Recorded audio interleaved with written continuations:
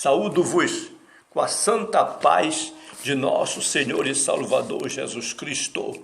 Lições da Bíblia com o pastor Sócrates Penafor Fadu, ex-aluno da Faculdade Teológica da Assembleia de Deus em Pindamonhangaba, São Paulo, secretário de missões e professor da Escola Bíblica na Igreja Evangélica Assembleia de Deus, SEMEADAP, na cidade de Tartarugalzinho, no estado do Amapá, na região norte da República Federativa do Brasil, sob os cuidados pastorais do reverendo Josias Dias Fonseca.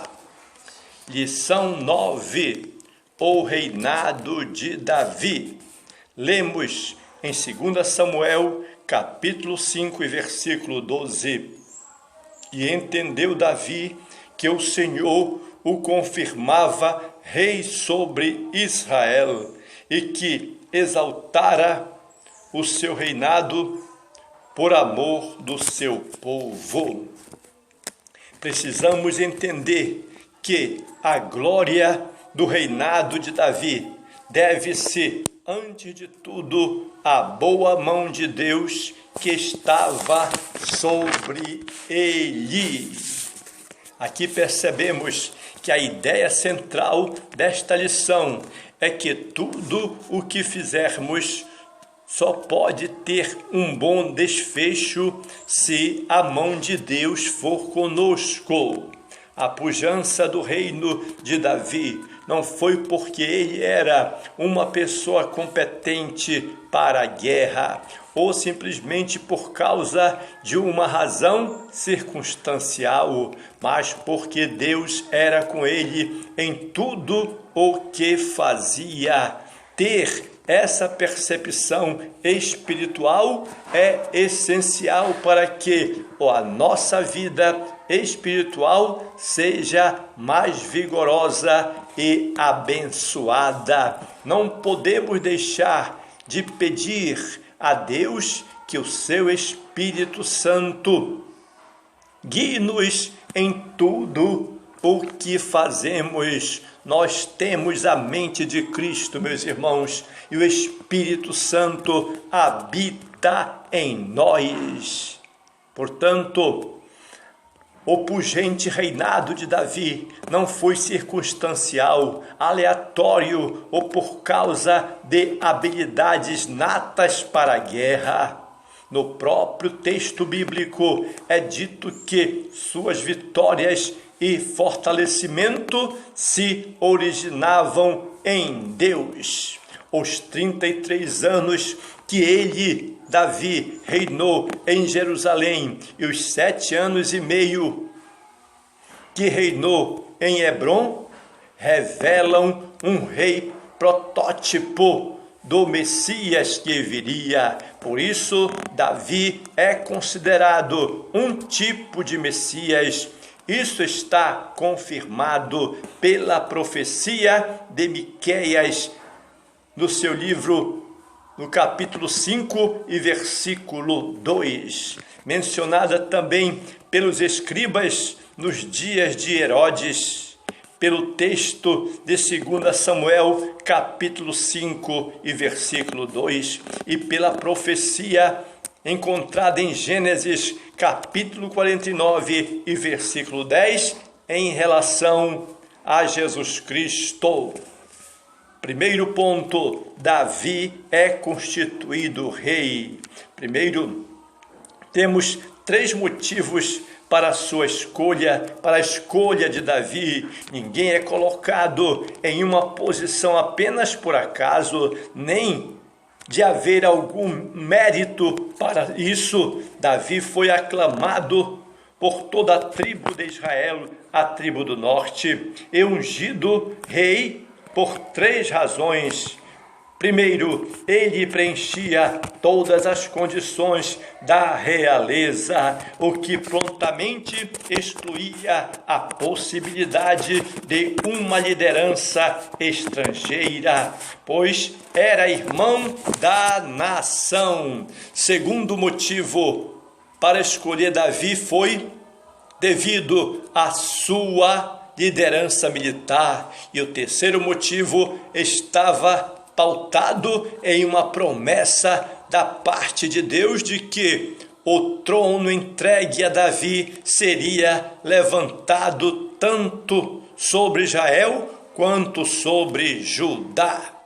2. Davi como pastor e chefe. Na Bíblia, a figura do pastor de ovelhas serve para descrever os governantes de Israel. Está escrito que Davi deveria agir como chefe e pastor do rebanho. Na qualidade de chefe, ele seria um capitão, príncipe, líder. Como pastor, ele cuidaria, apacentaria, ele se revelaria um amigo especial. Assim Deus zelava pelo seu povo. Estava claro que para Davi ter um reinado consolidado, bastava apenas ser um líder, um pastor amoroso, não um déspota ou um tirano.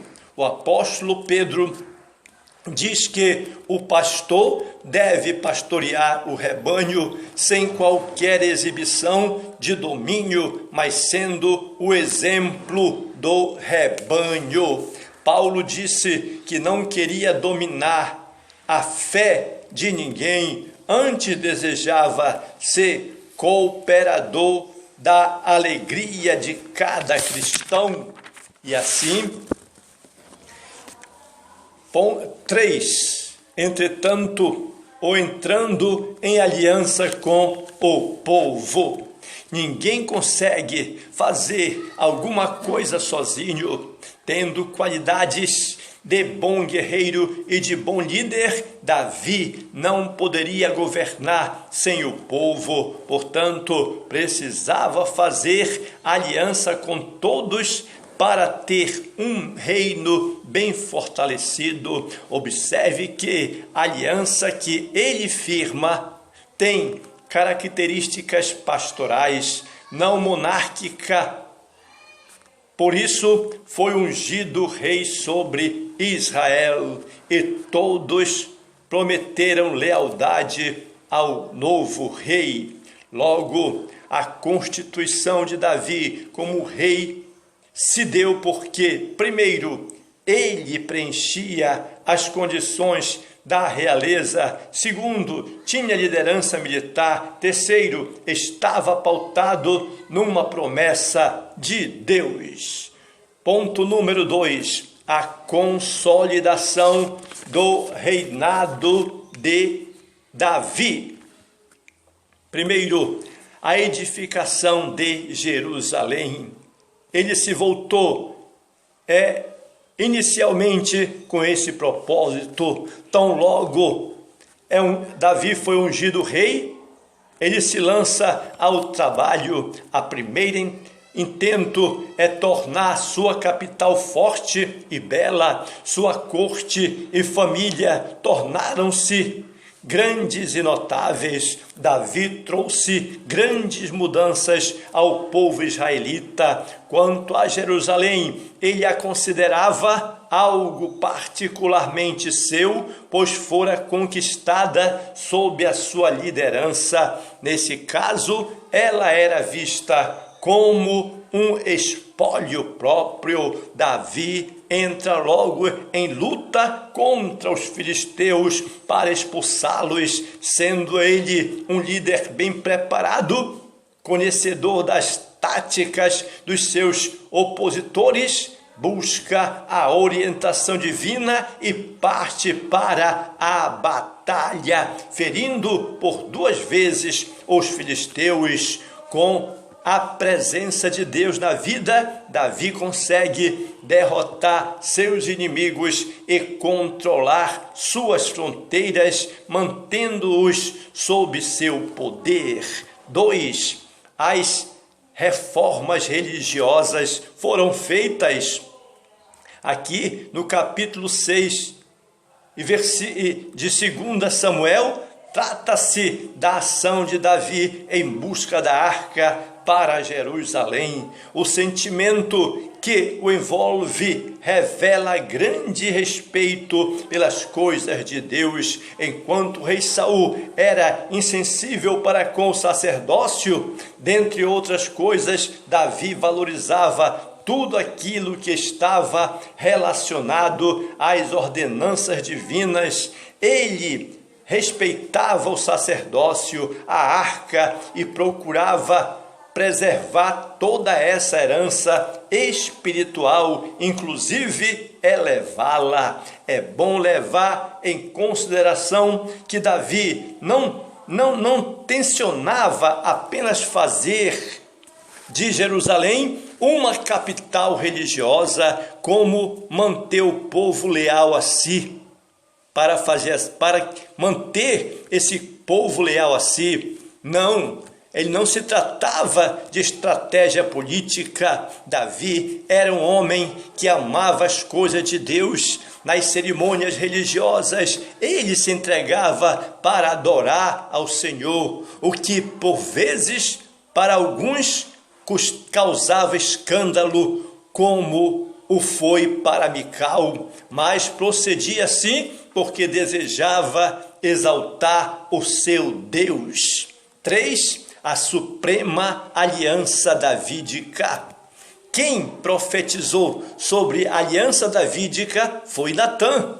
Assim como Deus falara que abençoaria a família de Abraão, não seria diferente com Davi. Ele e sua família teriam um grande nome. Podemos ver aqui que 3 coisas importantes iriam caracterizar a aliança davídica. Primeira, a firmeza da sua família na terra. Segundo, seus sucessores teriam a presença de Deus. E 3, uma dinastia eterna.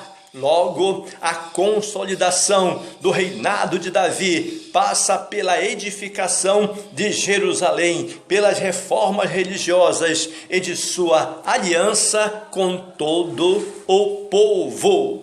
Ponto número 3. A grandeza política do reinado de Davi. 1.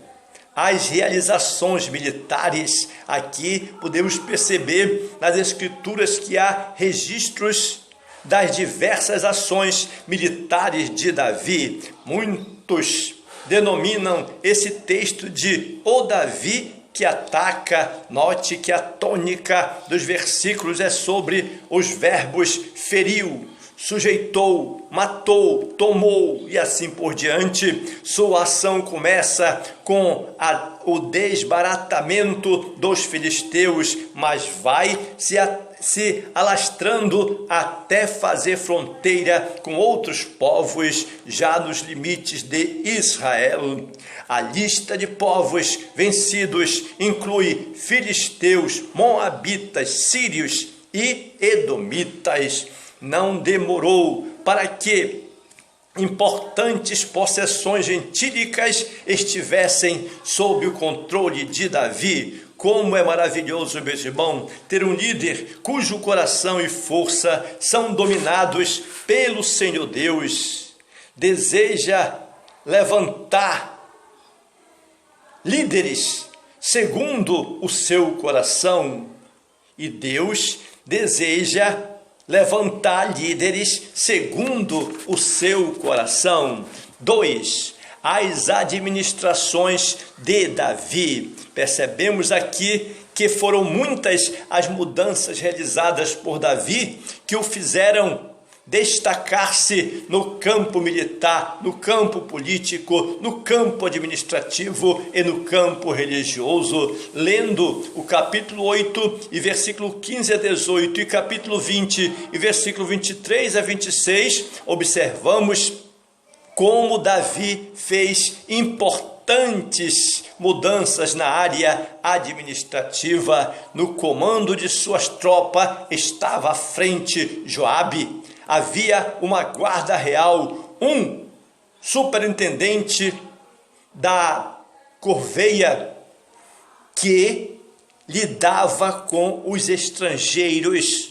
No campo religioso, Davi tinha 2 sacerdotes, a saber, Zadok e Aimeleque, um cronista e um escrivão, os quais eram responsáveis pelos registros e documentos do Estado, dentre outras nuances administrativas. Esse corpo administrativo não era autônomo, todos agiam com a permissão do rei e por ele eram supervisionados.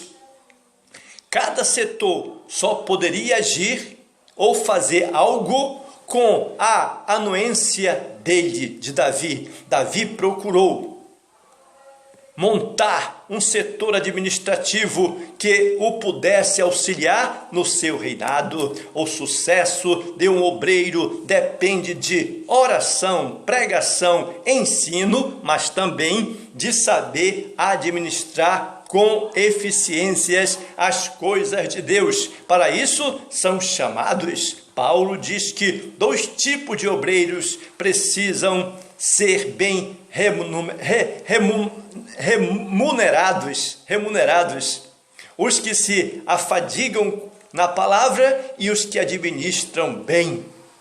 3. O culto público. Davi fez consideráveis mudanças no culto público. Os sacerdotes eram Zadok e Aimeleque. Crê-se que Abiatar já estivesse aposentado. Historicamente, pode-se entender que, no aspecto religioso, as cerimônias desenvolveram-se com a família sacerdotal de Arão. Davi faz tais mudanças porque tinha interesse pelo culto. Ele o faz com todo cuidado, amor e reverência, tendo sempre como objetivo a maior glória de Deus. Vejamos o relato completo das realizações litúrgicas de Davi em 1 Crônicas, capítulo 23, versículo 1 a 30. A organização do culto é algo que deve ser pensado com todo cuidado, pois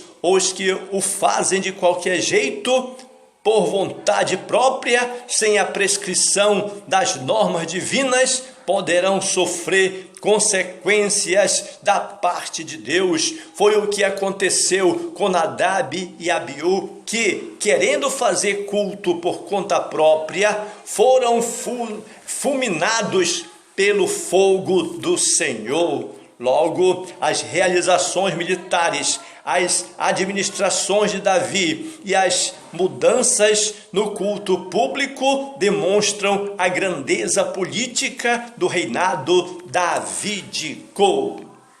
O reinado de Davi e de seu filho Salomão ficou conhecido como a Era de Ouro de Israel, mas, na verdade, o rei Davi sabia que a fonte verdadeira de toda a grandeza do reino vinha de Deus, porque quem sou eu e quem é o meu povo para que pudéssemos dar voluntariamente estas coisas?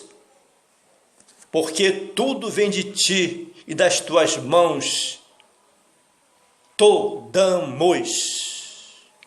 Jesus Cristo é o único Salvador do mundo. Inscreva-se no meu canal e seja ricamente abençoado em nome de Jesus.